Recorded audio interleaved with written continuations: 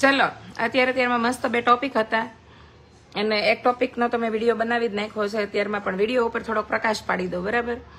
કે મને જે મુદ્દો એમ લાગે ને કે સામાજિક મુદ્દો છે કે અહીંયા ખોટું થાય છે એના ઉપર મેં વાત કરી હોય છે કે અવાજ ઉઠાવ્યો હોય છે કે મારો મંતવ્ય જણાવ્યો હોય છે, બરાબર? બાકી જાતીય દુશ્મની મારે કોઈ સાથે હોતી નથી. અને જે લોકો મને દુશ્મન માની લેતા હોય એ લોકોને હું ન સમજાવી શકું. એવી જે બી એની બુદ્ધિ ક્ષમતા અને જેવો એનો દ્રષ્ટિકોણ, બરાબર? અત્યારે હું સ્ક્રોલ કરતી હતી ને મને એક વિડીયો આડો આવ્યો. એમાં એક ભાઈ છે જે પ્રતિષ્ઠિત છે, બરાબર? પ્રતિષ્ઠિત વ્યક્તિઓ જયારે આવું કઈ કરે ને ત્યારે થોડુંક નવાઈ લાગે. બાકી સામાન્ય નાગરિક કઈ પણ કરતા હોય ને તો એની અસર બહુ ન પડે. અસર એ બહુ ન પડે ને કોઈ લોકો એને એટલા બધા મગજમાં લે નહીં. પણ કોઈ પ્રતિષ્ઠિત હોય, દેશનો નાગરિક હોય, એવો હોય જેને સમાજમાં બહુ મોટું નામ હોય કે કોઈ એને ઓળખતું હોય, ત્યારે ઘણા બધાને આ વાતની અસર પડતી હોય છે, એની વાતની. અને ઘણા બધા આ વાતો નોટે કરતા હોય છે. તો અત્યારે હું એક વિડીયો જોતી હતી ને એક વિડીયો આડો આવ્યો, બરાબર? તો ફિલ્મ પુષ્પા 2 નો વિરોધ થઈ રહ્યો છે વિડીયોમાં. ખાસી લાઈકો છે, વિડીયો ખાસો વાયરલ છે, ખાસો એમાં વ્યૂ છે. એટલા માટે મને એમ થયું કે આટલા બધા લોકો અણસમજુ હશે. આજે પહેલા તો માન અપમાનની પરિભાષા ઉપર વાત કરવી છે મારે, કે ખરેખર માન અને અપમાન હું એ પરિભાષા સમજાઈ જાય ને તો કોઈ નાગરિક કે કોઈ વ્યક્તિ કોઈ દુઃખી જ ન થાય, બરાબર? અને રાષ્ટ્રપ્રેમી જયારે બની જશે ને લોકો, ત્યારે કોઈ એટલે કોઈ વસ્તુ એને વ્યક્તિને હણાવી નહીં શકે. તો મને એટલી ખબર નથી પડતી કે સમાજ પ્રત્યે જયારે તમને એટલી બધી માન સન્માન ને અપમાનની ને એવું બધું દેખાવા માંડે, એટલું જયારે દેશ પ્રત્યે દેખાવા મળશે ને ત્યારે તમારે કોઈના સહારાની જરૂર નહીં પડે. આખી આખી સેનાઓ કે આખા ગ્રુપને ઉભા કરવા પડે. તમે એક જ મનમેન આર્મી બની જશો, બરાબર? ભગવાન શ્રી કૃષ્ણ માનવ રૂપે આવ્યા હતા. અહીંયા કૃષ્ણ ભગવાનનો દાખલો મારે વારંવાર એટલે દેવો પડે છે કે ગીતાજીનું થોડું ઘણું જ્ઞાન છે, મહાભારત સચોટ વાંચ્યું છે, જોયું છે, અને કૃષ્ણ ભગવાનની ભક્તિથી ઘેરાયેલા છે.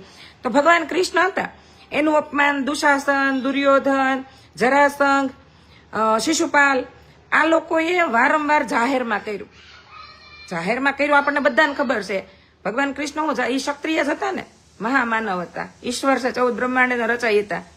એને તલવાર તાણ લીધી હતી કે વિરોધ ઉપર ઉતરી ગયા હતા કે હું ભગવાન કૃષ્ણ, હું દેવકી નંદન, હું યશોદાનંદન, હું વાસુદેવ કૃષ્ણ, કે મારું કોઈ અપમાન કેવી રીતે કરી શકે? એ તો સાક્ષાત ઈશ્વર હતા, એને પોતાને ખબર છે કે હું ઈશ્વર છું એમ. કૃષ્ણ ભગવાને કીધું હતું ને પાર્થને કે હે પાર્થ, હું પોતે જ ભગવાન છું એમ. તો એને ક્યારે તલવાર તાણ લીધી હતી કે હું ક્ષત્રિય છું, મારું અપમાન થઈ ગયું, મારી જનતાનું અપમાન થઈ ગયું? આપણે બધાએ જોયું છે. કોઈ એને માખણ ચોર તો નામ હોતે આપી દીધું, તો ચોર શબ્દ એમાં વાપર્યો છે, તો હું એને એવું કીધું કે મને ચોર ઠેરાયો તો હવે મારું અપમાન થઈ ગયું. પેલા માન અને સન્માનની પરિભાષા સમજો કે ખરેખર માન અને અપમાન શું છે એમ. પુષ્પા 2 ફિલ્મ છે, એનો ડાયલોગ છે અમુક એમાં નિર્દેશક ડાયરેક્ટરે એ વસ્તુ દેખાડી. સખાવત શબ્દનો યુઝ કર્યો છે, સરનેમ, કે જેમાં અધિકારી છે એ સખાવત છે એમની સરનેમ. અને બીજું કે એની અંદર અમુક એવા સીન નાખ્યા. હાલો એ ગંદા સીન છે જ કે સ્વિમિંગ પુલમાં છે, ભલે પુષ્પાએ જે યુરિન એનું હતું એ નાખ્યું અંદર કે પેશાબ કર્યો, તો એ વસ્તુ ગલત લાગી. પણ ફિલ્મનો મેસેજ કેમ નથી જોતા? કેટલો સ્ટ્રોંગ આપ્યો છે ફિલ્મનો મેસેજ સમાજને. પહેલો તો એ આપ્યો છે કે આપણો દેશ છે ને સનાતન ધર્મથી ઘેરાયેલો છે, સનાતની છે, બરાબર? બીજો મેસેજ એ આપ્યો છે કે કોઈ પણ દીકરીની છેડછાડ થાય, કોઈ પણ બેન દીકરીનો રેપ થાય તો એને ત્યાં ને ત્યાં હાણી નાખો. સત્ય સાંભળવું છે પણ સ્વીકારવું નથી. સાચી વાત છે સંતુભાઈ. ખરેખર અંદરથી તમને દેશ પ્રત્યેની ભાવના છે, તમને માન અપમાનની એટલી બધી ખબર પડે છે, તો રિયલ અપમાન શું કહેવાય ને એની ખબર પડવી જોઈએ. મને કોઈ પણ માણસ ગમે ત્યાં રસ્તા ઉપર આવીને એમ કે કૃષ્ણા તું આવીશ, હું એ માણસ યારે બાંધવા મળું ને તો મને પેલા તો મારું જ મૂલ્ય ના સમજાણું કહેવાય. જયારે કોઈ એવો જ્ઞાની માણસ છે, કોઈ પ્રતિષ્ઠિત માણસ છે, એ તમારી ઉપર કોઈ ટિપ્પણી કરે તો તમે એને નોટ કરો. નોટ કર્યા પછી એની બુદ્ધિ ક્ષમતા ચકાસો કે દરેકને જવાબ દેવો જરૂરી નથી, બરાબર?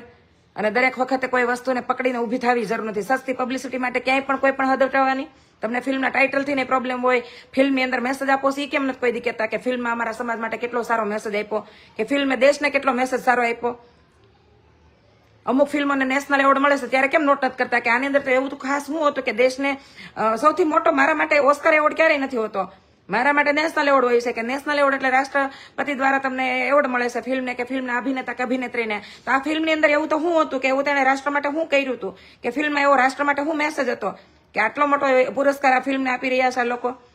તો આવું હોતે નોટ કરો કે ફિલ્મની અંદર શું છે. ફિલ્મો છે ને મનોરંજન માટે હોય, એના માટે તમારું આટલું મોટું શક્તિનું પ્રદર્શન ન કરવું જોઈએ. અને ક્યારેક ક્યારેક આ પ્રદર્શનની અંદર જ તમે કોઈ સારા માણસોના નજરમાં હોય ત્યાંથી ગીરી જતા હોવ છો.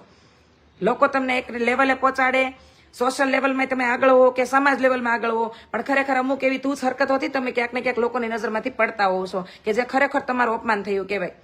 માન અપમાનની પરિભાષા સમજો, દ્રષ્ટિકોણ બદલો. પહેલા ફિલ્મના ડાયલોગથી તમારું અપમાન થઈ જાય, કે ફિલ્મના અભિનેતાઓથી તમારું અપમાન થઈ જાય, કે ફિલ્મના ટાઇટલથી તમારું અપમાન થઈ જાય, તો આટલું સસ્તું છે તમારું માન કે ગમે તે લોકો તમારું અપમાન કરીને વયા જાય, તમે એને અપમાન માની પણ લ્યો છો. મેં કૃષ્ણ ભગવાનની વાત એટલા માટે કરી છે કે તમને ખબર હોય છે કે માન અપમાનની પરિભાષા શું છે. એમ આ પહેલા મેં કીધું હતું કે કોઈ સ્ત્રીનું અપમાન ગમે તે લોકો કરીએ, કે કોઈ માનું અપમાન ક્યારે કોઈ ન કરીએ, કે કારણ કે માં બનીને એટલે ભગવાને સાબિત કરી દીધું છે કે એ સ્ત્રી ખરેખર સન્માનને લાયક છે, કે એને માં બનીને સાબિત કર્યું કે હું માં છું. એવી માં અપમાનિત થઈ શકે જે પોતાના સંતાનોનું વિચાર્યા વગર ને ઘર ભાંગી નાખે કે એવા પગલા ભરી લે, પણ એવી સ્ત્રી અપમાન ક્યારેય ન બને કે જે ખરેખર માં બનીને જીવનમાં ગમે એવી કઠિન પરીક્ષાઓનો સામનો કરતી હોય. તો ખરેખર માન અને અપમાનની પરિભાષા છે એ સમજો, ને ન સમજમાં આવતી હોય તો ગીતાજીના ખોલો દરેકના મંદિરમાં પડી જ છે. સનાતન ધર્મને સમજો અને ગીતાજીને વાંચો, કૃષ્ણને સમજો કે અપમાન અને માન શું કહેવાય. મગધ દેશ જયારે ગયા હતા ને કૃષ્ણ ભગવાન જયારે અર્જુનને લઈને, ત્યારે એના જ રાજ્યમાં ઉભા કેટલી વાર અપમાન કર્યું મગધ દેશના રાજાએ, જરાસંઘે. તો કૃષ્ણ ભગવાને તલવાર નહોતી તાણી, એને તલવાની જરૂર નહોતી પડતી, હાથમાં એને કોઈ શસ્ત્ર લઈને નહોતું, કે પોતે સુદર્શન ચક્રધારી હતા. તો એને વારંવાર સુદર્શન નથી એને આંગળી ઉપર ધારણ કર્યું. બરાબર. દુશાસન દુર્યોધને તો એને ગોવાળ કહી દીધો હતો, માખણ ચોર કહી દીધો હતો, તુચ્છ કહી દીધો હતો, અમે તો તને યદુવંશી માનતા જ નથી, આવા શબ્દ પ્રયોગ કરેલા છે. સચ્ચિદાનંદનું મહાભારત ખોલી નાખજો. પરીક્ષિત અને રાજા પરીક્ષિત અને સુખદેવજી મહારાજનું એકવાર મહાભારત ખોલો, ભાગવત ખોલો. બરાબર. અને કાંઈ ન ખોલવું હોય તો 2 ચોપડાનું મહાભારત લઈએ, એમાં પણ મોટા મોટા મુદ્દાઓ લીધા જ છે. અને ખરેખર તમારું અપમાન થતું હોય તો પહેલો ભાગ આવ્યો ત્યારે એમાં શેખાવત હતો શબ્દનો યુઝ થયો જ છે. તો એ નહોતું લાગ્યું કે આપણું અપમાન થાય છે, તો એ વિરોધ કર્યો હોત તો બીજો ભાગ આવી ગયો ને એટલો સુપર ડુપર હિટ રહ્યો, ત્યારે અપમાન કરો છો. ફિલ્મના નિર્માતાઓ હારે મારે ક્યાંય દૂર દૂરના લેવા દેવા નથી, પ્રોડ્યુસર હારે મારે ક્યાંય ભાઈબંધી નથી, મને એને 5 કરોડ નાખ્યા છે. બરોબર. હું અહીંયા એક સામાન્ય વાત કરી રહી છું કે દેશને એટલો સ્ટ્રોંગ મેસેજ આપ્યો છે કે દેશ સનાતની છે. બીજો મેસેજ સ્ટ્રોંગ એ આપ્યો છે કે લેડીઝની ક્યાંય પણ બેઇજ્જતી થાય, કે એનું ક્યાંય પણ અપમાન થાય, કે ક્યાંય પણ એનો રેપ થાય ને તો એને તરત ને તરત મારી નાખો. આવા સ્ટ્રોંગ 2 મેસેજ આપ્યા છે આ ફિલ્મે. બાકી ફિલ્મની અંદર વલ્ગારિટી છે જ. એને ડાન્સ મુવમેન્ટ મને નથી ગમ્યા, પછી આઈટમ સોંગ નાખ્યું એ નથી ગમ્યું, પણ એ લોકોએ એટલો મોટો ખર્ચો કર્યો છે ફિલ્મમાં, તો એને ફિલ્મના ખર્ચો ઉભો તો કરવો ને. તો એને આઈટમ સોંગ અત્યારે મોટા ભાગની વાહિયાત લોકોને આઈટમ સોંગો બહુ ગમે છે, એટલે ફિલ્મો હિટ થાય છે. એને આઈટમ સોંગ નાખ્યું છે, ડાન્સ મુવમેન્ટ કંઈક અલગ બતાવ્યા છે, લોકોને ડાન્સ કંઈક ને કંઈક નવો જોવો ગમતો હોય છે, તો એ નાખ્યું છે. આ વલ્ગારિટી ગણી શકાય, પણ એના મેસેજ જોવા ગયા હોય ને એ લોકો મેસેજ લઈને જ આવશે, વલ્ગારિટી મગજમાં લઈને નહીં આવે. બરાબર. તો દેશમાં છે ને બધી પ્રકારના લોકો હશે, બધા પ્રકારના લોકો માટે એ ફિલ્મો બનતી હોય છે. ફિલ્મને મનોરંજનની દ્રષ્ટિએ જોવો તો તમારું માન અપમાન ક્યાંય તમને નહીં દેખાય. અને ફિલ્મની અંદર 2 સારા સ્ટ્રોંગ મેસેજ જોવો ને તો આવી નાની નાની વાતો તમને મગજમાંથી નીકળી જશે કે ભાઈ હાલો ભલે શબ્દ પ્રયોગ ગમે એ કર્યો, પણ દેશને કેવડો સ્ટ્રોંગ મેસેજ આપ્યો કે દીકરીઓ તમે જાગો, કે તમને જ્યાં કોઈ છેડછાડ કરે ત્યાં 2 ફેરવીને મારો. જાહેરમાં તમારો કોઈ અડપલો કરે કે છેડછાડ કરે તો ત્યાં એના માટે એક્શન લ્યો. અને ખરેખર મર્દો એને જ કહેવાય કે એને ગમે એવું યાદ ન રહે કે આપણે લોકશાહીમાં જીવીએ છીએ. બરાબર. ક્યાંય એવું સાંભળ્યું 1947 પછી કે રામવાળાનું બારવટું પાર પડ્યા પછી કોઈ એવો રામવાળા જેવો જાગ્યો કે તલવાર તાણી લીધી એને પોતાના માન સન્માન ને ગિરાસ માટે, કે પોતાના સ્વાભિમાન માટે, કે પોતાના સમાજ માટે, કે આતે સમાજ કરીને દેશના ભાગલા પાડી લીધા છે કે ઓછું છે? દેશ ભ્રષ્ટાચારની આગમાં અત્યારે ભડભડ બળી રહ્યો છે, ત્યારે નથી ખૂન ખોલતા. દીકરીઓની બે હાલતા રેપ થાય છે. મેં એવું નથી કીધું અહીંયા દીકરીઓ હોય જવાબદાર છે પોતાની રેણી કેણીથી લઈ અને પોતાના જીવન શૈલીના લીધે, પણ ખરેખર આપણી મર્દાનગી જીવતી હોય તો તમે એવું યાદ રાખો કે અત્યારે 1947 છે, ગવર્મેન્ટ આમ કરશે તેમ કરશે. તમારું ખૂન ખોલતું હોય તમારી નાખો રેપિસ્ટને, પછી જે થાય એ જોયું જશે. તો કોઈ તો તમને એમને એમ લાગે કે ના તમે આટલા મોટા સમાજના આટલા મોટા આગેવાન છો, તો તમારા માટે તો આ ગૌરવની વાત છે, સમાજ માટે તમારી જનતા માટે. ખરેખર તમે આ કર્યું એટલે કેટલી દીકરીઓના નજરમાં આજે તમે એક ઇન્સ્પિરેશન મેન બની ગયા એમ. બરાબર. કે તમે એના રિયલ હીરો બની ગયા. આવું થાય તો પણ આવી વાતો ખાલી સોશિયલમાં વહેતી મૂકવાથી, આ સોશિયલમાં વિરોધ કરવાથી, કે ફિલ્મોના ખાલી વિરોધ કરવાથી ક્યાંય એટલે ક્યાંય કોઈ મર્દ નથી બની જતું અને ક્યાંય કોઈ એટલું મોટું વલું નથી થઈ જતું. બરાબર. એટલે અહીંયા આ વાત દરેકને લાગુ પડે છે. બરાબર. બેડરૂમમાં જઈને તમે તમારી પત્નીને બે વાર ગર્ભવતી કરી દો એટલે મર્દાનગી સાબિત ન થઈ ગઈ કહેવાય. તમે ખરેખર મર્દી હો કે તમે ભ્રષ્ટાચારનો વિરોધ કરો છો, ગલત થાય છે અહીંયા ગલત ઠેરવો છો, ગમે એ માણસને ક્યાંક ગલત થાય છે અહીંયા ખુલીને વિરોધ કરો છો, એ ગમે એ માણસ હેરાન થાય છે તો એને સાથ સપોર્ટ આપો છો, તો આને પણ એક મર્દાનગી જ કહેવાય. અને આવા મર્દો ઉપર હારી હારી લેડીઝો વારી જતી હોય. બરાબર. બાકી મોટા ભાગના અત્યારે નમાલા નપુંસંકોચ થઈ ગયા છે, નમાલી સ્ત્રીઓ હોતે થઈ ગઈ છે, એને આ વાતો લાગુ નથી પડતી. પછી સ્ત્રીઓ માટે ડાયલોગ લખો કે આવા નવા કપડાં પહેરે આવી રીતે કરે તો ક્યાંથી શિવાજી ક્યાંથી રામવાળો જન્મે, તો આ વાતો પુરુષોને લાગુ પડે છે કે ખોખલા વેળા નમાલા વેળા કરતા પુરુષો હોય ને એ માત્ર 2 વીર્યના ટીપા નાખી દેવાથી ક્યાંય મર્દો નથી જન્મ પેદા કરાવી શકતા. એના માટે પુરુષને પણ એની એટલી બધી ગ્રહણ શક્તિ હોવી જોઈએ કે જે સત્ય સ્વીકારીએ કે મર્દાનગી ખરેખર ખમીર અને ખાનદાની જીવતી રાખીએ કે પોતાની અંદર. આ વાત બેયને લાગુ પડે છે. બરાબર. એટલે કાંઈ પણ વિરોધ કરો ને ત્યારે સમજી વિચારીને કરો. માન સન્માનની પરિભાષા બદલી નાખો કે ખરેખર મારું માન શું છે અને કયા લોકોએ મારું અપમાન કર્યું છે અને ખરેખર આ મારું અપમાન છે એ પહેલા વિચારી લો. અપમાનની પરિભાષા જયારે સમજાઈ જાય ને ત્યારે તમને કોઈ એટલે કોઈ વ્યક્તિ ક્યાંય સ્પર્શી નહીં શકે. બરાબર. તો મીરાબાઈનું અપમાન કેવા લોકોએ કરી નાખ્યું. પોતાના પતિ દ્વારા કેટલી વાર અપમાન થયું. તો કૃષ્ણ નહીં થયું હોય કે એનો પતિ એનું અપમાન કરે છે મારે ત્યાં ન જવું જોઈએ. નરસિંહ મહેતાનું અપમાન એને નાગરના તે આખા બહાર કાઢી નાખ્યા હતા. રાડિયસ એને જેલમાં પૂરી દીધા હતા. કેવડા લોકોએ એનું બેફામ અપમાન કર્યું હતું. એને એવું વિચાર્યું હતું કે હું નાગરનાથનો વાણિયો છું, આટલી ઊંચી કાસ્ટમાં જન્મ છું, મારું અપમાન મારી નાતે કરી નાખ્યું, રાજાએ કરી નાખ્યું. કૃષ્ણ એને ખુલીને ભેટા. બરાબર. શાસ્ત્રો ઉઘાડો, એમાં દ્રષ્ટિ નાખો. શાસ્ત્રો છે ને જીવન જીવવા માટેના માર્ગદર્શન આપતું હોય છે, વિજ્ઞાન આપતું હોય છે. હું વિજ્ઞાનને અને શાસ્ત્રને બેયને માનું છું.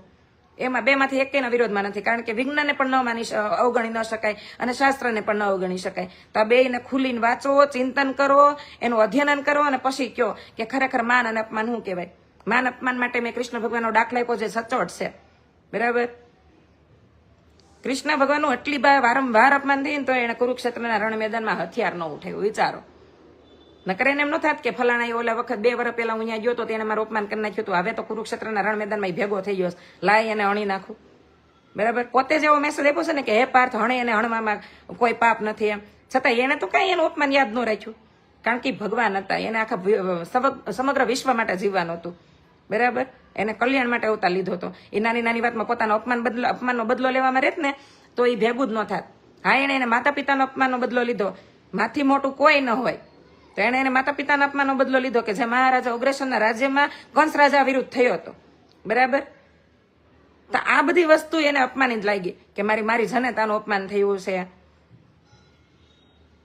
પોતાનું એને ક્યાંય વ્યક્તિગત અપમાન પોતે નહોતું ઓલું કર્યું. અને વ્યક્તિગત અપમાન થયું હોય ને એ લોકો કદાચ કહીએ કે આખા કોઈ માણસ, એક જ માણસ કોઈ આખા સમાજનું કે આખા ઓલાનું અપમાન કેવી રીતે કરી શકે. અને એ તો માણસ પોતે નક્કી કરશે ને કે મારું અપમાન થયું છે કે નથી થયું. તમે એક ઝુંડ બનાવો કે તમે મોટું એક ગ્રુપ બનાવો, પછી આખા ગ્રુપને એવું ભડકાવો કે આપણું અપમાન થઈ ગયું. પેલા ગ્રુપને તો પૂછો કે ખરેખર એનામાં એની બુદ્ધિ ક્ષમતા, બુદ્ધિ લેવલ કયા લેવલનું છે, કે એને ખબર જ છે કે અપમાન થયું છે કે નથી થયું. અપમાનની માનની પરિભાષા જદી સમજાઈ જાય ને તેથી તમને એમ થાય કે આપણે જાણતા કેટલા ગીરી ગયા છે પોતાની નજરમાંથી. પેલા અંતરાત્માને જાગતો રાખો ને જમીર જીવતો રાખો એટલે ખબર પડે કે અપમાન શું કહેવાય. તમારી નાની કોઈ કચકડા જેવું તમારું મન છે અને નાની વાતોમાં તમારું અપમાન થઈ જાય છે, તો આટલું બધું સસ્તું અપમાન છે કે કોઈ પણ આવીને કરીને વયું જાય છે અને તમે માથે ઓઢી લો છો. મને કેટલા લોકોએ બેફામ કીધું છે, બેફામ. મારા રોસ્ટિંગ એટલા બન્યા છે, એટલા બેફામ લાઈવ બન્યા છે, તો મેં ક્યારે મારું પ્લેટફોર્મ નથી છોડ્યું. કારણ કે મને ખબર છે કે અપમાન કરી રહેલો માણસનું પોતાનું જ કોઈ માન નથી. અને જે લોકોનું પોતાનું કોઈ નામ ન હોય કે પોતાનું કોઈ માન ન હોય એ લોકો આપણને કેવી રીતે અપમાનિત કરી શકે. અને આવું વિચારવા બેહો તો આપણે જિંદગી જ ન જીવી શકીએ. કારણ કે આપણું અપમાન તો ઘરમાંથી લઈને, સમાજમાંથી લઈને, સગા સંબંધી, સોસાયટીમાં વારંવાર કેટલાય લોકો દ્વારા થતું હોય. તો તમે રોજ માન અપમાનની ગ્લાનીમાં જીવતા રહેશો તો તમારી જિંદગીમાં તમે કોઈ વસ્તુનો નિખાર જ નહીં લાવી શકો. જીવન લક્ષ્યમાં કોઈ તમે આગળ જ નહીં વધી શકો.